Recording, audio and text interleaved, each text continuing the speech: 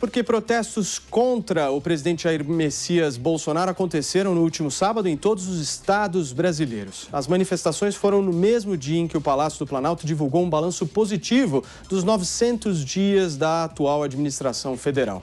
Na retrospectiva, foram comemoradas a retomada da economia e a quantidade de doses aplicadas de vacina contra a Covid-19. O Ministério Público Eleitoral entrou com um pedido de multa a Bolsonaro por antecipar a campanha. Em uma camiseta exibida pelo presidente em Marabá, no Pará, na sexta-feira passada, a frase era: "É melhor Jair se acostumando. Bolsonaro 2022".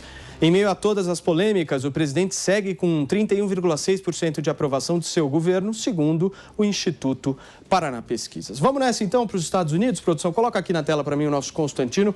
Fala, Consta, boa tarde para você. Eu quero saber o que você achou da esquerda indo às ruas no último sábado. Boa tarde, Paulo, e a todos. Seja bem-vindo de volta das férias merecidas. Hipocrisia pura, né? A aglomeração do bem, assim como a esquerda criou o ódio do bem, são os que mais destilam ódio, ficam nos jornais desejando a morte do presidente, fazendo pelada com a cabeça dele à guisa de bola de futebol, e tudo isso é permitido porque eles estão combatendo o fascismo imaginário, claro, ao lado de verdadeiros fascistas, como, por exemplo, o caso de Nicolás Maduro. Não houve uma presença maciça de público, não foi um total fiasco, mas tampouco foi um sucesso. Tanto é que os ícones da esquerda usaram até algumas mensagens falsas. Dava para encontrar ali fora Temer nas imagens que eles divulgaram nas redes sociais. Além disso, teve o tradicional vermelho, que enche as manifestações da esquerda sempre. Não se vê bandeira do Brasil, o verde e amarelo. E também violência, né? Depredação, quebra-quebra, violência, né? E o que chama atenção, além da hipocrisia da extrema esquerda, né? Que fala em democracia ao lado de tiranos, que combate a ameaça à democracia, tentando destruir a democracia, e que acusa o presidente de genocida por ir na padaria sem máscara, mas tenta aglomerar nas ruas. Tivemos o duplo padrão da imprensa, que também já está bem conhecido, né? Então é escandaloso, né, observar a diferença de comportamento da mídia em geral para cobrir esse tipo de manifestação daquelas manifestações a favor do presidente. Mas, cada vez mais, as pessoas fora da bolha já perceberam esse jogo sujo, sabem que a imprensa hoje é uma extensão dos diretórios do PT e do PSDB e não levam muito a sério esse tipo de cobertura. Então, assim, muito feio, né, observar isso, mas totalmente esperado. Muito bem. Amanda Klein, neste momento de pandemia, é correto protestar? Eu acho que todo mundo já aderiu a esses protestos, tanto a direita quanto a esquerda. As manifestações de 19 de junho foram maiores que as manifestações de 29 de maio, tiveram maior adesão de partidos, de movimentos sociais e de figuras políticas. E eu acho que, assim, as manifestações têm tanto espaço, é uma coisa meio dicotômica, tem tanto espaço para crescer, mas, por outro lado, tem um teto. E eu explico por quê. Hoje, vários institutos de pesquisa, Datapoder, Datafolha, IPESP, Paraná Pesquisas, Exame Ideia Big Data, mostram que o presidente Bolsonaro está no seu pior momento de popularidade, com a manutenção no patamar de 50% de ruim e péssimo há várias semanas. Portanto, há muito espaço para adesão, para quem não gosta desse governo, para quem é contra esse governo, né, que enxerga uma vacinação lenta, inflação alta, desemprego maior ainda, né, uma economia em frangalhos, com muita dificuldade de recuperação. Embora o PIB expresse um bom número, a gente tem uma parte ali da população, principalmente, notadamente os mais pobres, que tem muita dificuldade de se reinserir nessa nova economia durante a pandemia e pós-pandemia. E o presidente acusou o golpe, assim como seus apoiadores, tanto que eles acusaram a manifestação, tentaram diminuir a importância e o tamanho das manifestações, fizeram alusões à violência e também ao comunismo. Mas nada foi dito sobre a motociata em São Paulo, que teve muito menos adesão, teve muito menos gente. Os instrumentos de pedágio contaram ali o número cabalístico, 6.661 motos. Por outro lado, embora haja espaço para crescer, porque há, de fato, essa insatisfação, essa inquietação muito difusa na sociedade, essas manifestações encontram um teto. Por quê? Porque até agora estão associadas a movimentos e a partidos de esquerda. E nesse sentido, mais cedo, hoje eu conversei com o deputado federal Kim Kataguiri, que foi forjado nos movimentos de rua. O MBL nasceu a partir desses atos de rua em 2014. Eu perguntei qual era a chance da direita aderir. Ele me disse que, por enquanto, a chance é zero. Primeiro, por causa do momento muito grave da pandemia, e segundo, porque ele diz que, embora tanto direita quanto esquerda queiram Bolsonaro fora, queiram Bolsonaro longe do governo, sabe-se muito bem que Bolsonaro não tem chance de cair. Ele acha que a manifestação é mais para gravar, para marcar uma posição política. Ele diz que as duas bandeiras não se casam, né, da direita e da esquerda. Em entrevista mais cedo hoje, ao Opinião no Ar, na Rede TV, o ministro Augusto Heleno, do Gabinete de Segurança Institucional, disse que é natural, depois de 2 anos e meio de governo, que haja um desgaste e haja esse decréscimo de popularidade, principalmente quando há um aperto de gastos. Mas ele acha que, à medida que a economia melhorar e a vacinação avançar, o governo Bolsonaro vai recuperar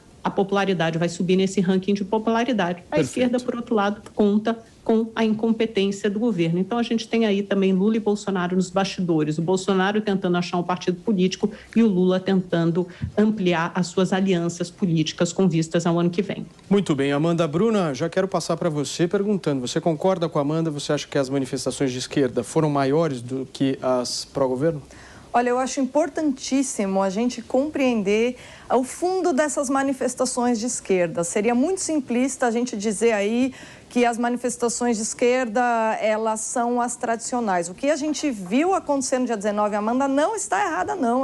Essa manifestação foi muito significativa, tinha muita gente e ela foi organizada, sim, pelos antifas. O que é importante a gente observar nessas manifestações é que elas, na verdade, são um ensaio para o que virá até o final do ano e ao longo do ano que vem. A gente viu ali, o Rodrigo Constantino, ele indicou muito bem, a gente viu ali bandeira vermelha, que tradicionalmente está associada aos socialistas.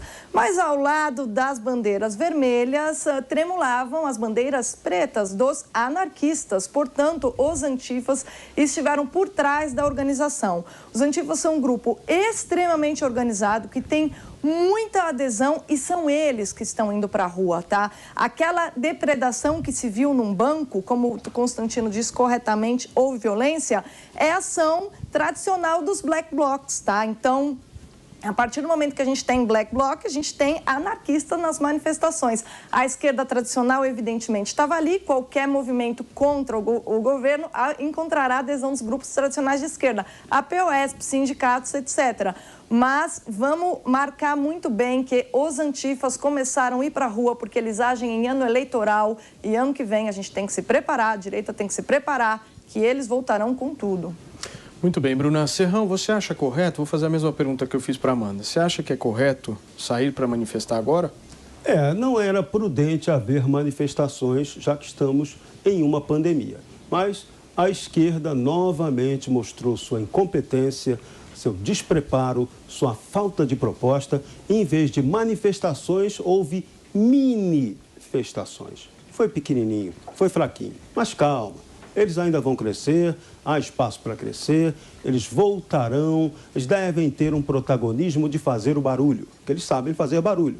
Agora a gente aguarda ansiosamente que uma hora eles possam apresentar uma proposta para o Brasil, que não seja a bandeira vermelha, que não seja o comunismo canhestro, nem o socialismo envergonhado e sem vergonha. O Brasil precisa de propostas concretas para voltar a crescer e se desenvolver. E isso, infelizmente, a esquerda não tem dado essa contribuição para o debate das coisas relevantes. Por exemplo, estamos numa pandemia.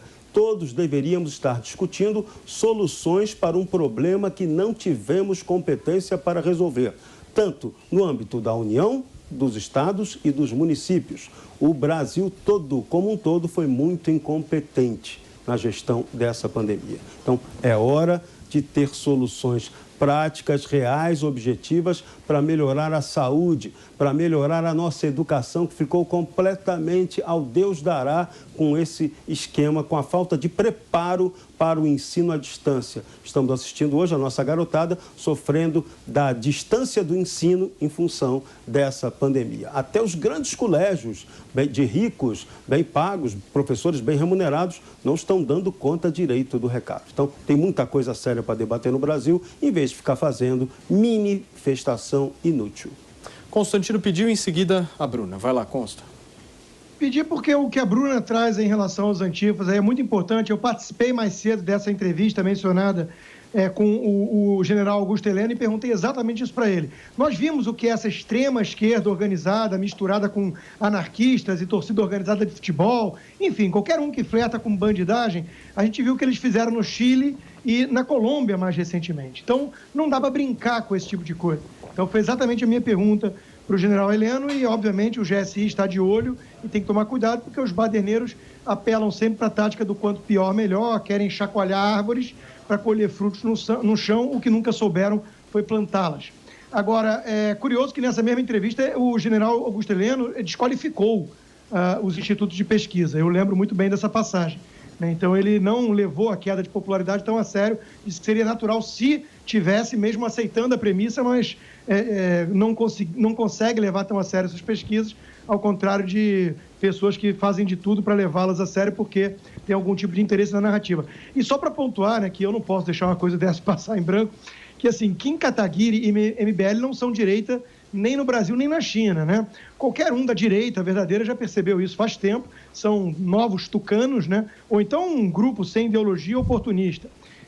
E é curioso analisar aqui só o que significa uma expressão, eu já escrevi textos sobre isso faz muito tempo, sobre a direita permitida, né? A mídia, ela seleciona aqueles que no fundo são de esquerda, tipo o próprio PSDB, né? Hoje está lá o Fernando Henrique Cardoso fazendo vassalagem com o Lula, né? E que é o destino dele, mas pegam a esquerda, né, e dizem que aquele é o limite da direita, né? Então, a direita e a esquerda estão contra o presidente. Aí você vai ver, quem é a direita? Ah, são os tucanos. Não, isso é esquerda. Bruna. Bom, a única discordância que eu tenho com o Constantino é que o Kim Kataguiri não é direita nem aqui nem na China. Eu acho que ele é exatamente a direita da China, né? No máximo, é esse tipo de direito que ele pode ser. De fato, é alguém completamente alinhado aí com o PSDB, como a gente sabe. Agora, uma coisa que o Serrão disse que deve ser frisada é os black blocs, os antifas, que são anarquistas, trabalham junto com os socialistas, porque os antifas vêm para destruir e os socialistas para impor a nova ordem. Por isso que eu acho tão grave que essas manifestações já tenham se configurado dessa maneira. Não são manifestações de repúdio à maneira como o Bolsonaro conduziu a pandemia. Não. Na verdade, é a esquerda se reorganizando para o ano que vem com toda a violência e virulência que lhes são características. Amanda, em seguida o Serrão.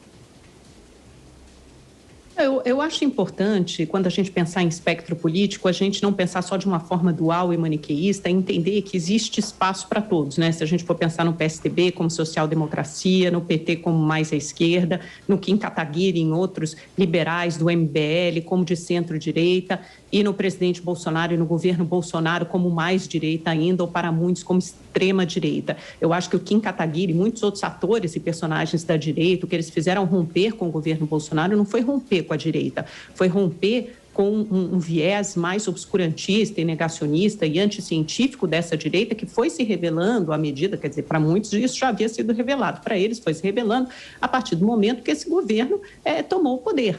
Então, eles são uma direita mais liberal, mais menos, e conservadora também, mas menos reacionária e obscurantista do que as pessoas que estão no governo, muitos mais ideológicos que estão no governo. Então, é preciso fazer essa distinção. E quem foi para as ruas, quem tomou as ruas, principalmente, foi a esquerda. Mas é preciso a gente ter em mente também que essa impopularidade do presidente Bolsonaro, ela não alcança só a esquerda do espectro político, ela também é mais ampla, ela é representada em vários outros setores da sociedade que ainda não estão nas ruas. 2013 também começou assim, com uma manifestação pequena e algo que foi crescendo, foi expressando um sentimento que era mais difuso. A gente não sabe o que pode acontecer agora, mas existe aí certamente um barril de pólvora com muitos sentimentos conflitantes, a gente vai falar isso daqui a pouco, representado sobretudo pelas 500 mil mortes e principalmente sobre a incompetência com que o governo tratou a pandemia. Serrão. Infelizmente, estamos num momento de narrativa ideológica extrema. Isso aí não leva a nada. Ideologia é ferramenta de otário. A gente tem que aprender isso e pensar um modelo correto de definir quais são as prioridades verdadeiras do Brasil. A demanda do povo brasileiro agora é por melhora da economia, emprego e melhor distribuição de renda. Sempre a gente tem essa demanda, mas na hora da eleição não discutimos que Estado brasileiro queremos, que Estado precisamos aprimorar e melhorar. Enquanto isso, ficamos na mesmice, no mesmo modelo equivocado, capimunista, que só nos leva sempre, no fim das contas, ao desastre. Bruna, você. E eu acho que a gente não pode deixar de frisar que houve uma piada ali nessas manifestações da esquerda, que eles estavam pedindo auxílio emergencial e, ao mesmo tempo, impeachment do Bolsonaro.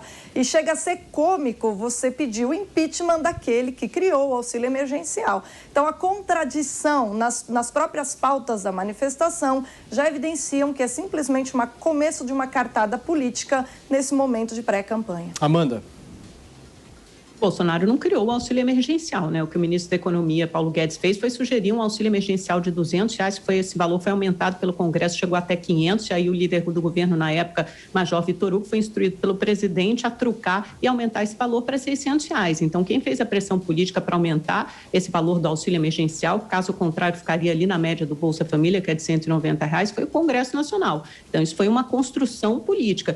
E o presidente Bolsonaro se beneficiou do auxílio emergencial. A popularidade dele em agosto, setembro, outubro, chegou a 37% de ótimo e bom. É o que ele quer repetir agora, primeiro com a extensão por mais 3 meses do auxílio e depois com a criação de um Bolsa Família turbinado. Então, usando o que ele sempre criticou no PT como uma política supostamente assistencialista para se beneficiar eleitoralmente, colher o bônus no ano que vem. Bruna. O que é mais engraçado é que o Paulo Guedes ele tem martelado muito na responsabilidade que se deve ter com a distribuição dos recursos. E o Congresso, por outro lado, ele tenta esticar a corda justamente para fazer as concessões da esquerda, que ainda mostra muita força ali na máquina pública. Ainda assim, essa ideia de auxílio emergencial partiu do governo e, evidentemente, que a esquerda ela sempre quer mais, né? Porque ela vive justamente de parasitismo. E é nesse sentido que gostaram ali da ideia, mas, evidentemente, querem extrapolar e abusar do benefício. Amanda?